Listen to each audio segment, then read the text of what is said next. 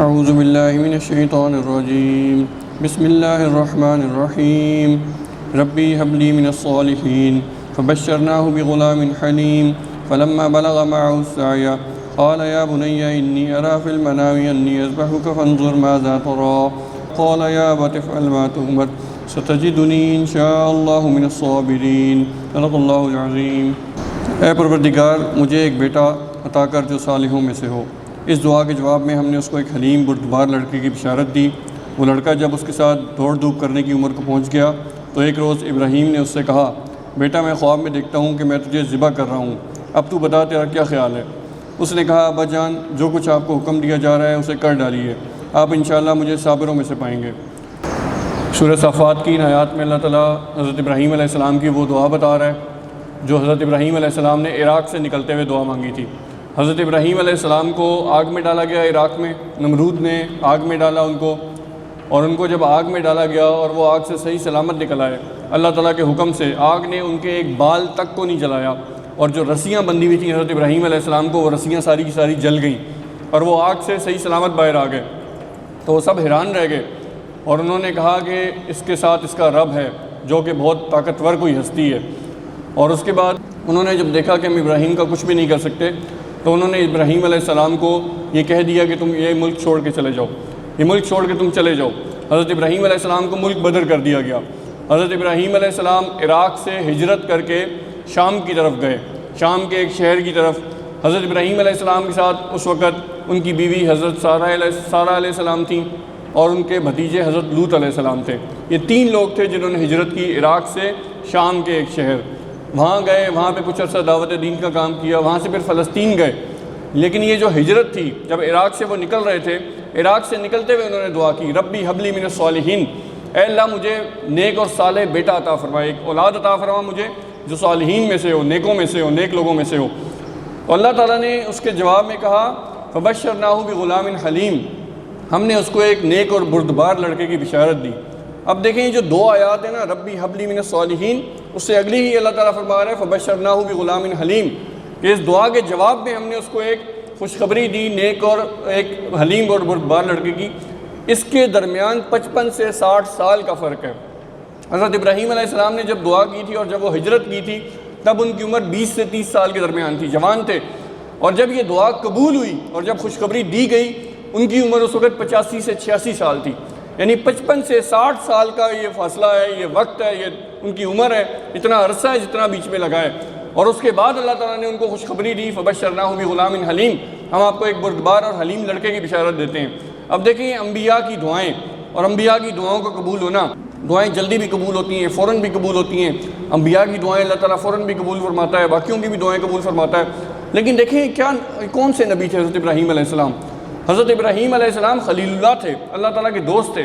دو نبی ایسے گزرے ہیں جن کے بارے میں آتا ہے کہ اللہ تعالیٰ کے دوست تھے، حضرت ابراہیم علیہ السلام اور رسول اللہ صلی اللہ علیہ وسلم۔ اللہ کے نبی صلی اللہ علیہ وسلم نے خود فرمایا کہ میں اگر اس دنیا میں کسی کو دوست بناتا تو ابو بکر کو دوست بناتا، لیکن اللہ تعالیٰ نے مجھے اپنا دوست بنا لیا ہے، اس لیے میں کسی کو بھی دوست نہیں بنا سکتا۔ اللہ تعالیٰ میرا دوست ہے، اللہ تعالیٰ میرا خلیل ہے۔ تو وہ جو خلیل اللہ حضرت ابراہیم علیہ السلام،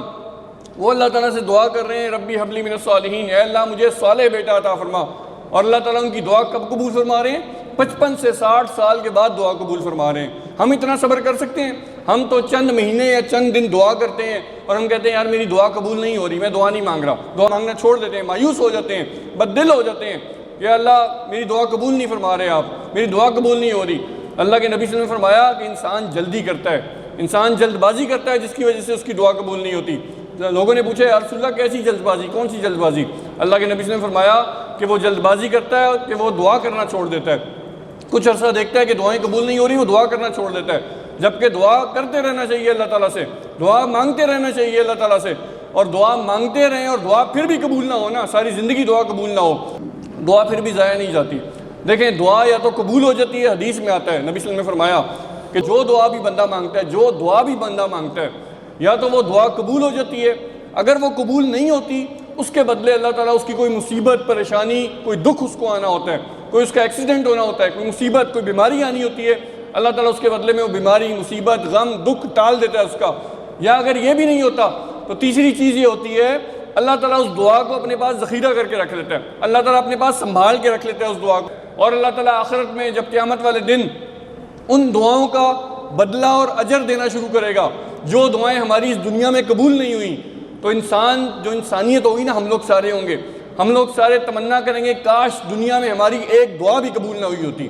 کاش دنیا میں ہماری ایک دعا بھی قبول نہ ہوئی ہوتی، کہ آخرت میں ہمیں یہ سارا کا سارا اس کا اجر، اس کا بدلہ، اس کا انعام ملتا ان دعاؤں کا جو دنیا میں ہماری قبول نہیں ہوئی، یا دنیا میں ان کے بدلے میں ہم پر مصیبتیں، پریشانیاں اور غم نہیں ٹالے گئے۔ تیسری چیز اس کا کیا ہوتی ہے؟ وہاں پہ اجر اور بدلہ دیا جاتا ہے۔ تو اللہ تعالیٰ سے دعائیں مانگنا نہیں چھوڑنا اور مایوس نہیں ہونا کہ یار میری دعائیں قبول نہیں ہو رہی۔ حضرت ابراہیم علیہ السلام 55 سے 60 سال تک دعائیں کرتے رہے، اور 85-86 سال کی عمر میں جا کے اللہ تعالیٰ نے خوشخبری سنائی ایک حلیم اور بردبار لڑکے کی، جو کہ حضرت اسماعیل علیہ السلام کی تھی۔ اب حضرت ابراہیم علیہ السلام اپنی بیوی حضرت سارہ علیہ السلام اور اپنے بھتیجے لوط علیہ السلام کے ساتھ ہجرت کی، اور وہ گئے سب سے پہلے شام کے ایک شہر، وہاں سے گئے وہ فلسطین میں دعوت دین کا کام کیا کافی عرصہ۔ اس کے بعد وہ گئے مصر میں دعوت دین کا کام کرتے رہے، اس کے بعد واپس فلسطین گئے اور فلسطین میں پھر دعوت دین کا کام کرتے رہے۔ اس طرح 55-60 سال گزر گئے، اور اللہ تعالیٰ کی طرف سے یہ خوشخبری ملی، فبشرناہ بغلام حلیم، اللہ تعالیٰ نے خوشخبری دی، اور اللہ تعالیٰ کی طرف سے، اللہ تعالیٰ کے حکم سے 85 سال کی عمر میں، 85-86 سال کی عمر میں، بزرگی کی عمر میں، بڑھاپے کی عمر میں حضرت ابراہیم علیہ السلام کے ہاں حضرت اسماعیل علیہ السلام کی پیدائش ہوئی۔ حضرت سارہ علیہ السلام نے حضرت ابراہیم کی دوسری شادی کروائی وہاں پہ۔ مصر کی ایک کپتی خاتون تھی حضرت ہاجرہ، ان سے حضرت ابراہیم علیہ السلام کی شادی کروائی، اور حضرت ابراہیم علیہ السلام کو ان دوسری بیوی سے حضرت ہاجرہ علیہ السلام سے حضرت اسماعیل علیہ السلام پیدا ہوئے تھے۔ اب جب بیٹا پیدا ہو گیا، دیکھیں بزرگی ہے، بڑھاپا ہے، بڑھاپے میں اولاد پیدا ہوئی ہے، بڑھاپے کا سہارا، اور حضرت ابراہیم علیہ السلام کا کیا کہ میرے بعد اس کام کو جاری رکھے گی میری اولاد، اللہ تعالیٰ کے دین کے کام کو، دعوت دین کے کام کو۔ تو وہ جب بیٹا پیدا ہوا، چند دن کا بھی بیٹا تھا، چند دن کا یا چند مہینے کا، 1-2 مہینے کا، اللہ تعالیٰ کی طرف سے ایک اور حکم آتا ہے۔ دیکھیں کیا اللہ تعالیٰ اپنے بہترین بندوں کی آزمائشیں کرتا ہے، اور اس کے بہترین بندے ہوتے کیسے ہیں، کیسے وہ آزمائشوں پہ پورے اترتے ہیں، اور کیا ان کو اس کے بدلے میں اجر پھر اللہ تعالیٰ عطا فرماتا ہے۔ اللہ تعالیٰ کی طرف سے حکم آتا ہے، چند دن کے ابھی حضرت اسماعیل علیہ السلام، یا چند مہینے کے، 1-2 مہینے کے، اللہ تعالیٰ کی طرف سے حکم آتا ہے کہ ابراہیم اپنی بیوی کو اور اپنے بیٹے کو لے کے جاؤ، اور فلاں وادی میں، ایک وادی دکھائی گئی، ایک وادی بتائی گئی حضرت ابراہیم علیہ السلام کو، اس وادی میں لے کے جا کے ان کو وہاں پہ چھوڑ دو۔ حضرت ابراہیم علیہ السلام نے سوال نہیں کیا یا اللہ تعالیٰ کیوں، وجہ، یا اللہ کیوں چھوڑوں، اس کی کیا ملے گا مجھے، اس کا کیا فائدہ ہوگا، وہاں پہ چھوڑوں گا تو ان کا خیال کون رکھے گا، مجھے کب ملیں گے۔ اللہ تعالیٰ سے کوئی سوال جواب نہیں کیا حضرت ابراہیم علیہ السلام نے۔ یہ ہوتا ہے اللہ کا بندہ، اللہ کا سچا بندہ، کہ جب اللہ کا حکم آ گیا اس حکم پر بغیر کوئی سوال جواب کیے، بغیر کوئی اس کا نتیجہ دیکھے، اللہ کا حکم ہے اور میں اللہ کا غلام ہوں اور بندہ ہوں، میں نے اس کا حکم ماننا ہے۔ حضرت ابراہیم علیہ السلام نے اپنی بیوی کو کہا تیاری کرو، سفر کرنا ہے۔ حضرت ہاجرہ علیہ السلام کو اور بیٹے حضرت اسماعیل علیہ السلام جو بھی چند دن کے ہیں یا 1-2 مہینے کے ہیں، ان کو لے کے نکلے ہیں سفر کے لیے، اور مکہ کی طرف روانگی ہے، مکہ کی طرف جا رہے ہیں۔ مکہ کی طرف گئے ہیں، اور وہاں پہ کعبۃ اللہ کے پاس اللہ تعالیٰ کا وہاں پہ جو گھر ہے بیت اللہ، اس کی بنیادیں وہاں پہ موجود تھیں۔ دیکھیں اللہ تعالیٰ کا جو گھر ہے نا کعبۃ اللہ، بیت اللہ، اس کی بنیادیں سب سے پہلے حضرت آدم علیہ السلام نے بنائی تھیں، اس کی بنیادیں وہاں پہ موجود تھیں۔ اللہ تعالیٰ نے بتا دیا تھا حضرت ابراہیم علیہ السلام کو کہ میرا جو گھر ہے اس کے پاس جا کے تم نے اپنے بیوی اور بچے کو وہاں پہ لے کے جا کے وہاں پہ چھوڑنا ہے۔ حضرت ابراہیم علیہ السلام اسی جگہ پر گئے، وہاں پہ اس طرح ایک چٹان کی طرح کی بنیادیں موجود تھیں کہ جس پر بارش پڑتی تھی، پانی ادھر ادھر سے نکل جاتا تھا، اور اس کے پاس ایک درخت تھا۔ اس درخت کے پاس حضرت ابراہیم علیہ السلام کئی دن کا سفر کر کے گئے، اس درخت کے پاس جا کے ان کو چھوڑا، اپنی بیوی کو اور بچے کو، اور ان کو ایک پوٹلی، ایک تھیلی دی کھجوروں کی، اور پانی کا ایک مشکیزہ دیا۔ دیکھیں کھجوروں کی ایک تھیلی، پانی کا ایک مشکیزہ، کتنے دن چلنا تھا۔ انہوں نے ان کو دیا اور واپس مڑ گئے، بغیر کوئی بات کیے واپسی کی طرف مڑ گئے۔ ان کی بیوی حضرت ہاجرہ علیہ السلام ان کے پیچھے پیچھے چلنے لگی اور پوچھتی ابراہیم کہاں جا رہے ہیں آپ، ابراہیم ہمیں کہاں جا رہے ہیں چھوڑ کے، اس صحرا میں، اس جنگل میں، صحرا تھا، کوئی انسان اور انسانیت کا نام و نشان نہیں تھا، دور دور تک کوئی انسان نہیں تھا، دھوپ ہے، صحرا ہے، جنگل ہے۔ تو انہوں نے پیچھے چلنے لگے، کہتے ہیں ابراہیم ہمیں چھوڑ کے آپ کہاں جا رہے ہیں۔ حضرت ابراہیم نے کوئی جواب نہیں دیا۔ یہ صحیح بخاری میں حدیث موجود ہے، بہت لمبی اور طویل حدیث، اس میں سارا رسول اللہ صلی اللہ علیہ وسلم نے بتایا کہ حضرت ہاجرہ نے دوبارہ پوچھا، پیچھے پیچھے چل رہی ہیں، حضرت ابراہیم آگے جا رہے ہو، پریشانی میں پیچھے چل رہی ہیں، ابراہیم آپ ہمیں چھوڑ کے کہاں جا رہے ہیں، کس کے سہارے پہ چھوڑ کے جا رہے ہیں۔ حضرت ابراہیم علیہ السلام نے کوئی جواب نہیں دیا۔ حضرت ہاجرہ نے تیسری بار پوچھا ابراہیم آپ کہاں جا رہے ہیں، ہمیں چھوڑ کے کہاں جا رہے ہیں، یہاں تو انسان اور انسانیت کا نام و نشان نہیں ہے، ہمیں کس کے سہارے چھوڑ کے جا رہے ہیں۔ حضرت ابراہیم علیہ السلام نے تیسری بار بھی کوئی جواب نہیں دیا۔ پھر چوتھی بار حضرت ہاجرہ علیہ السلام نے پوچھا ابراہیم یہ اللہ تعالیٰ کا حکم ہے؟ حضرت ابراہیم علیہ السلام نے بس یہ جواب دیا، ہاں ہاں، ایک لفظ کا جواب دیا، اور حضرت ابراہیم علیہ السلام چلتے گئے، اور حضرت حاجرہ علیہ السلام وہیں پہ رک گئیں، اور انہوں نے کہا کہ اگر یہ اللہ تعالیٰ کا حکم ہے تو اللہ تعالیٰ ہمیں ضائع نہیں کرے گا، اللہ تعالیٰ ہمیں ضائع نہیں کرے گا کہ ہم یہاں پہ مر جائیں گے، ہم ضائع ہو جائیں گے، ہم ختم ہو جائیں گے۔ اللہ تعالیٰ کا اگر حکم ہے تو اللہ تعالیٰ کا حکم ہے، اللہ تعالیٰ ہمیں ہماری حفاظت کرے گا، ہمارا خیال رکھے گا، ہمیں ضائع نہیں کرے گا۔ وہاں پہ رک گئیں وہ کہ اللہ کا حکم ہے، اور ابراہیم جو ہیں اللہ تعالیٰ کے نبی ہیں، اللہ تعالیٰ کے پیغمبر ہیں، رسول ہیں، اللہ کا حکم ماننا ان پر لازم ہے۔ اور ابراہیم علیہ السلام پیچھے مڑ کر نہیں دیکھ رہے کہ مجھے بیوی بچوں پر پیار نہ آ جائے، اللہ تعالیٰ کے حکم پر بیوی بچوں کی محبت غالب نہ آ جائے، اور وہ آگے چلتے جا رہے ہیں۔ اور حضرت حاجرہ علیہ السلام رک گئی ہیں، واپس اپنے بیٹے کے پاس آ گئی ہیں۔ حضرت ابراہیم علیہ السلام کافی دور چلے گئے۔ حدیث میں آتا ہے رسول اللہ صلی اللہ علیہ وسلم نے فرمایا کہ حضرت ابراہیم علیہ السلام کی جب نظروں سے اوجھل ہو گئے نا بیوی بچے، دور ہو گئے کافی زیادہ، تو حضرت ابراہیم علیہ السلام دور ایک پہاڑی ہے، سنیا کی پہاڑی، اس پہاڑی کے پاس جا کے رکے ہیں، واپس مڑے ہیں، اور کعبۃ اللہ بیت اللہ کی طرف منہ کی ہے، جس کی بنیادیں اس وقت صرف موجود تھیں، اور وہیں پہ اس کے ساتھ بیوی بچے تھے، اس طرف رخ کیا اور دعا کے لیے ہاتھ اٹھائے ہیں۔ سورہ ابراہیم میں، قرآن میں سورہ ابراہیم میں وہ دعا ہے، دعا کے لیے ہاتھ اٹھائے ہیں کہ اے میرے رب، میں نے اپنی اولاد کے ایک حصے کو تیرے اس گھر کے پاس لا کے بسایا ہے، تیرے اس گھر کے پاس لا کے چھوڑا ہے، اے میرے رب ان کو عزت عطا فرما، اے میرے رب لوگوں کے دلوں میں ان کی عزت ڈال دے، اور اے میرے رب ان کو رزق عطا فرما، اے میرے رب ان کو پھل عطا فرما، اور اے میرے رب میں نے اس لیے ان کو یہاں لا کے چھوڑا ہے تاکہ تیری نمازیں ادا کریں، تیری نماز ادا کریں اور تیرے شکر گزار بندوں میں شامل ہوں۔ یہ حضرت ابراہیم علیہ السلام نے اس وقت وہاں پہ دعا کی، اور جب بیوی بچوں کو وہاں پہ چھوڑا، حضرت ابراہیم علیہ السلام واپس مڑے اور فلسطین کی طرف چلے گئے۔ اب پیچھے حضرت حاجرہ علیہ السلام ایک عورت ہیں، اور ان کا ایک بیٹا ہے، چھوٹا شیرخوار بیٹا، چند دن کا یا 1-2 مہینہ کا بچہ، وہ بچہ جو صرف ماں کا دودھ پیتا ہے، نہ وہ پانی پی سکتا ہے نہ کچھ کھا سکتا ہے، اور وہ ماں جس کے پاس صرف کھجوریں، تھوڑی سی کھجوریں ہیں جو 1 یا 2 دن مشکل سے چلیں گی، اور پانی ہے، پانی کا ایک مشکل ہے۔ حضرت حاجرہ علیہ السلام بچے کو دودھ پلا رہی ہیں، اور وہ جو ہے کھجوریں کھا رہی ہیں، خود پانی پی رہی ہیں۔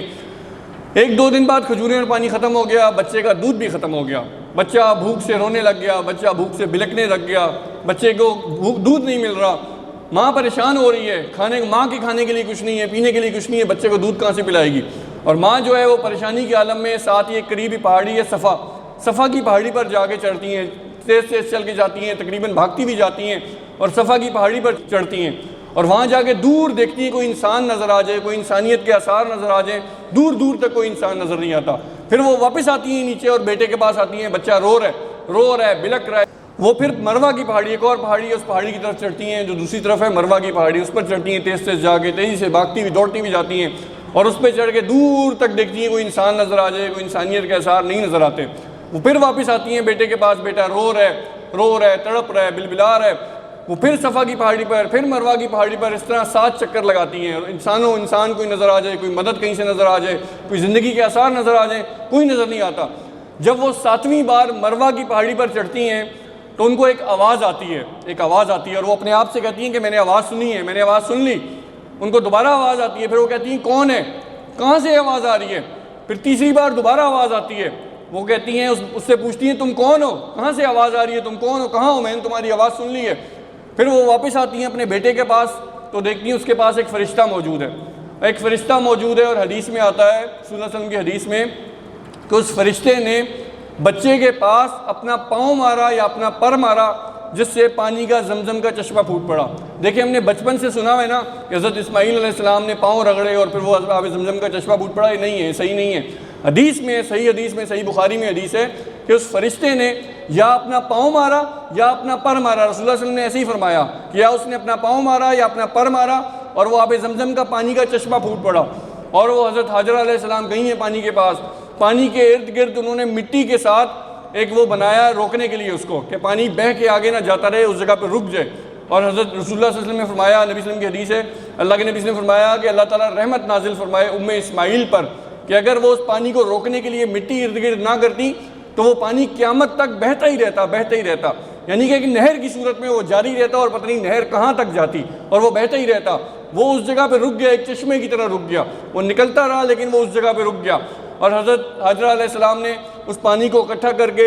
اپنے چلو میں بھر کے اس کو مشکیزہ بھرا، اور اس کو مشکیزے کو بھر کے خود بھی پیا۔ اب آب زمزم کی خصوصیت ہے کہ اس سے پیاس بھی بجھتی ہے، اور اس سے بھوک کا بھی سامان ہوتا ہے، بھوک بھی بجھتی ہے، اس سے بھوک بھی دور ہوتی ہے، تو آب زمزم کی خصوصیت ہے۔ تو وہ آب زمزم سے پانی پی رہی ہیں، ان کو دودھ پھر بچے کو پلا رہی ہیں، اس طرح کچھ دن گزرے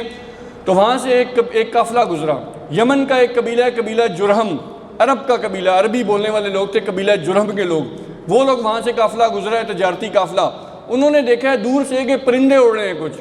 انہوں نے دیکھا یہ پرندے وہ پرندے ہیں جو پانی کے قریب ہوتے ہیں۔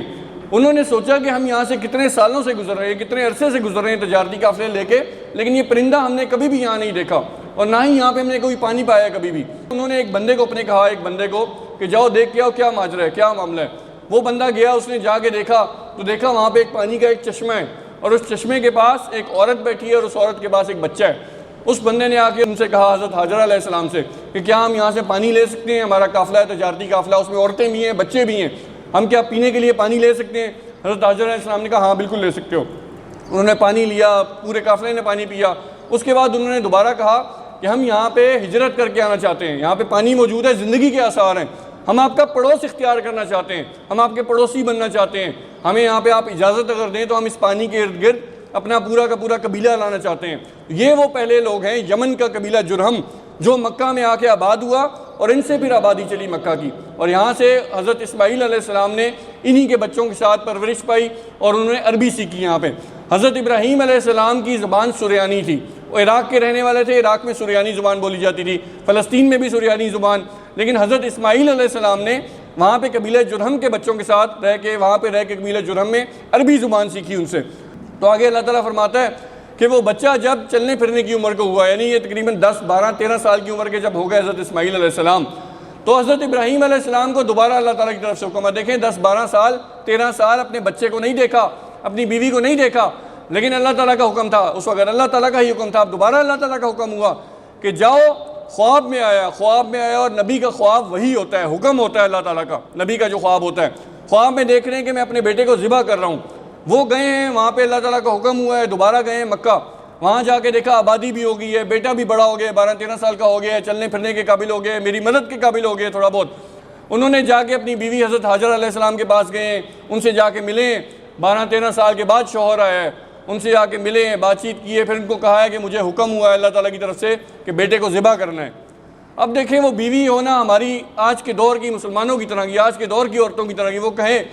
اور یہی کہیں ساری عورتیں کہ آپ ایک تو 12 13 سال بعد آئے ہیں، ہمیں مڑ کے آپ نے پیچھے مڑ کے پلٹ کے آپ نے پوچھا نہیں، ہمیں دیکھا نہیں کہ ہم زندہ ہیں کہ مر گئے ہیں، آپ نے دیکھا نہیں کہ بچہ کہاں ہے، آپ کی بیوی کہاں ہے، اور اب آپ 12 13 سال بعد آئے ہیں اور آتی آپ کہہ رہے ہیں بچے کو ذبح کرنا ہے۔ اس بچے کو جس کو میں نے اکیلے 12 13 سال پالا ہے، جس کی میں نے تربیت کی ہے، جس کے لیے دن رات میں نے قربانیاں دی ہیں، اب آپ آ کے کہہ رہے ہیں کہ اس کو قربان کرنا ہے۔ آج کی عورتیں ہوں اور اس دور کی عورتیں ہوں اور ایسی ہم جیسے لوگ ہوں، ہم تو یہی کہیں، اور عورتیں مسلمانوں کی بھی یہی کہیں کہ نہیں یہ تو بڑا مشکل ہے، تو نہیں ہو سکتا ہے، تو ناممکن ہے۔ جبکہ وہ عورت جو تھی اللہ کی بندی، دیکھیں اللہ کی بندی، اس کو پتہ تھا، ان کو حضرت ہاجرہ علیہ السلام کو، کہ اللہ کے نبی ہیں، اللہ کے پیغمبر ہیں، اور اللہ کا جو حکم ہوتا ہے وہ ماننا ہوتا ہے، اس کو ہر صورت میں ہر طرح من و عن ماننا اور تسلیم کرنا ہوتا ہے۔ انہوں نے آگے سے کہا بالکل ٹھیک ہے، جو آپ کو حکم دیا جا رہا ہے آپ کر گزریے۔ یہ ہمارے لیے کیا سبق ہے اس میں؟ دیکھیں حضرت ابراہیم علیہ السلام کو حکم دیا جا رہا ہے، 85 86 سال کی عمر میں بیٹا ہوا ہے، 99 سال کی عمر میں حکم دیا جا رہا ہے بیٹے کو ذبح کر دو، 12 13 سال کی عمر کے بعد، 12 13 سال کے بعد 98 99 سال عمر ہے، اور اس بزرگی کی بڑھاپے کی عمر میں کہا جا رہا ہے اپنے نوجوان بیٹا جو بھی جوان ہو رہا ہے، نوجوان ہے، اس کو تم جا کے ذبح کر دو۔ دیکھیں اس نبی کا، اس پیغمبر کا کیسا اللہ تعالیٰ کا فرما برداری کا اس کا معیار تھا، اللہ کا حکم ہے میں نے کرنا ہی کرنا ہے چاہے جو بھی ہو جائے، اور اس ماں کا اور اس بیوی کا، وہ کہتی ہے کہ اللہ کا حکم ہے تو کر گزریے۔ وہ پھر حضرت اسماعیل علیہ السلام کو لے کے گئے ہیں، لے کے جا رہے ہیں۔ اب دیکھیں یہ آیات آگے ہیں، اور یہ اس دعا جو دعا کی تھی نا، ربی حبلی من الصالحین، اے اللہ مجھے بیٹا عطا فرما جو صالحین میں سے ہو۔ اب اس دعا کے ٹیسٹ کا بھی وقت ہے کہ کیا بیٹا واقعی صالح ہے کہ نہیں ہے، کیا اللہ کا فرما بردار ہے، تابع دار ہے کہ نہیں ہے۔ انہوں نے بیٹے سے پوچھا بیٹا بتاؤ، مجھے یہ حکم دیا جا رہا ہے، میں خواب میں دیکھتا ہوں مجھے اللہ کی طرف سے حکم دیا جا رہا ہے کہ تمہیں ذبح کر دوں، بتاؤ تمہارا کیا خیال ہے۔ آگے سے حضرت اسماعیل علیہ السلام کیا کہتے ہیں، ابا جان جو آپ کو حکم دیا جا رہا ہے آپ کر گزریے، آپ مجھے انشاءاللہ صبر کرنے والوں میں سے پائیں گے، آپ جو حکم دیا جا رہا ہے آپ کر گزریے، آپ ستجدونی انشاءاللہ من الصابرین، آپ مجھے انشاءاللہ صبر کرنے والوں میں سے پائیں گے۔ یہ دیکھیں یہ وہ بیٹا کہ جس کو پتہ ہے 12 13 سال عمر ہے، لیکن اس کو پتہ ہے جب اللہ کا حکم ہوتا ہے اس حکم کو ماننا ہوتا ہے، اس حکم کو ہر صورت پورا کرنا ہوتا ہے۔ یہ ہم لوگ ہیں، ہمیں نماز پڑھنے کا ہمیں کہا جاتا ہے، ہم کہتے ہیں نہیں یہ نماز پڑھنے کا حکم ہے، بڑا مشکل ہے، بڑا مشکل کام ہے فجر کی نماز پڑھنا، باقی نمازیں پڑھنا، روزانہ 5 وقت آنا 10 منٹ 15 منٹ کے لیے۔ ہمیں اگر کہا جائے اپنی اولاد کو قربان کر دو، اپنی اولاد کو ذبح کر دو، اپنے آپ کو قربان کر دو، ہم مانیں گے اللہ تعالیٰ کی بات؟ ہم کبھی بھی نہیں مانیں گے، کیونکہ ہم چھوٹے چھوٹے حکم نہیں مان رہے ہوتے، ہم اللہ کا حکم نہیں مانتے، ہم نمازیں نہیں پڑھ رہے ہوتے۔ اللہ کا حکم ہے قرآن کو سمجھ کے پڑھنا ہے، قرآن میں غور و فکر کرنا ہے، ہم نہیں کر رہے ہوتے۔ اللہ تعالیٰ کا حکم ہے، ہم نہیں مان رہے ہوتے۔ اللہ کا حکم ہے دین کا علم سیکھنا ہے، حدیث کو پڑھنا ہے، قرآن کو پڑھنا ہے، نہیں کر رہے ہوتے۔ اللہ کا حکم ہے گناہوں سے بچنا ہے، بے حیائی اور فحاشی کے کاموں سے بچنا ہے، بد نظری سے اپنے آپ کو بچانا ہے، موبائلوں پہ ٹائم ضائع کرنے سے، ڈرامے فلمیں گانے دیکھنے سے اپنے آپ کو بچانا ہے، ہم نہیں بچاتے۔ اللہ کا حکم ہے نا، نہیں مان رہے ہوتے۔ کیا وجہ ہے؟ ہم کیسے کریں گے؟ وہ اللہ تعالیٰ بڑا کوئی حکم دے دے تو ہم کیسے مانیں گے؟ ہم کبھی بھی نہیں مانیں گے، ہم تو شاید کافر ہو جائیں گے۔ نہیں، بیٹے کو ہم قربان نہیں کر سکتے، ہم اپنے آپ کو قربان نہیں کر سکتے، نہیں یہ تو ناممکن ہے، کیونکہ ہم چھوٹے چھوٹے حکم نہیں مان رہے اللہ تعالیٰ کے۔ دیکھیں اللہ کا جب حکم ہوتا ہے ہمارے لیے کیا پیغام ہے، کیا نصیحت ہے۔ اللہ کا جب حکم ہوتا ہے اس کو ماننا ہوتا ہے، اس پر عمل کرنا ہوتا ہے، سوال جواب نہیں کرنا ہوتا یا اللہ یہ حکم کیوں ہے، اس کا کیا فائدہ ہوگا، اس کا کیا نقصان ہوگا، آگے جا کے کیا ہمیں ملے گا۔ اب حضرت اسماعیل علیہ السلام کو حضرت ابراہیم علیہ السلام نے لٹایا، ماتھے کے بل لٹایا، اور ماتھے کے بل لٹایا کہ باپ کی محبت غالب نہ آ جائے اللہ کے حکم پر۔ انہوں نے پھر نیچے سے چھری پھیرنے لگے ہیں،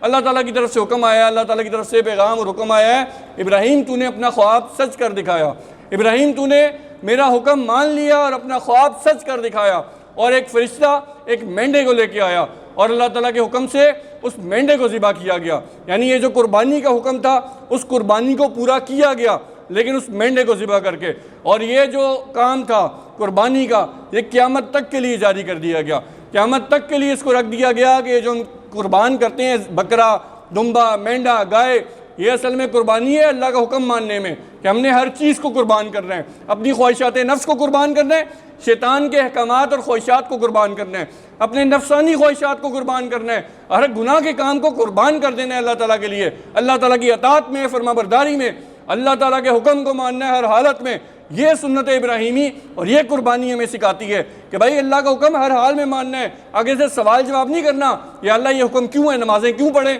نمازوں کا کیا فائدہ ہوتا ہے، گناہوں سے اس گناہ سے کیوں بچیں، اس گناہ سے کیوں بچیں، اس کام کو کیوں نہ کریں، اس کام کو کیوں کریں، پیسے اللہ کی راہ میں کیوں خرچ کریں، ہم کوئی اور کام کیوں نہ کر لیں، ہم اپنی ذاتی ضروریات اور ذاتی تعیش کو کیوں نہ پورا کریں، اللہ کی راہ میں پیسے خرچ کرنے کا اللہ کا حکم ہے تو کرنا ہے۔ تو یہ اللہ تعالیٰ کے احکامات بغیر ہم نے کوئی چوں چنا کیے، بغیر سوال جواب کیے اللہ کا ہر حکم ماننا ہے، چاہے چھوٹا حکم ہے چاہے بڑا حکم ہے۔ یہ ہے وہ قربانی جو ہمیں پیغام دیتی ہے۔ حضرت ابراہیم علیہ السلام نے ویسے ہی کیا، یہ ان کی سنت ہے، یہ ان کی زندگی ہے اور یہ ان کے خاندان کی زندگی ہے۔ اللہ تعالیٰ سے دعا ہے اللہ تعالیٰ ہمیں سمجھنے اور عمل کرنے کی توفیق عطا فرمائے۔